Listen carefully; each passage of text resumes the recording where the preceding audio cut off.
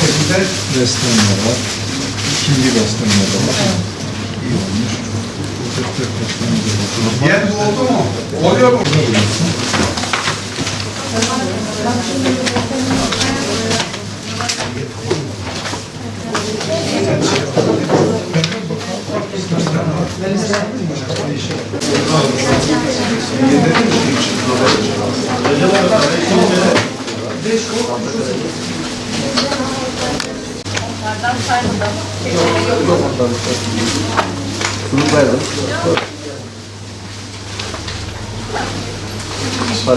Öncelikle 2024-2025 eğitim öğretim yılı bütün eğitim camiamıza ve bütün paydaşlara hayırlı uğurlu olsun inşallah.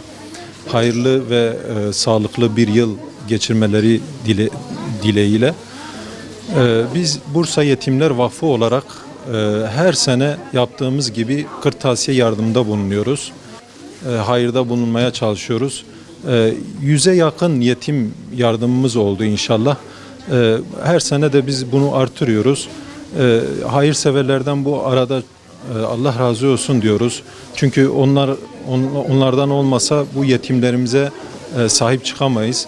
Dolayısıyla onların katkısı bu anlamda çok büyüktür. Kendilerine buradan teşekkür ediyorum.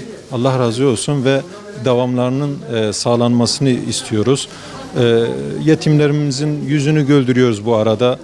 Onlara sahip çıkmaya çalışıyoruz. Elimizden geldiği kadar yetim ailelerimizi kolluyoruz, kovalıyoruz. Onlara sahip çıkmaya çalışıyoruz.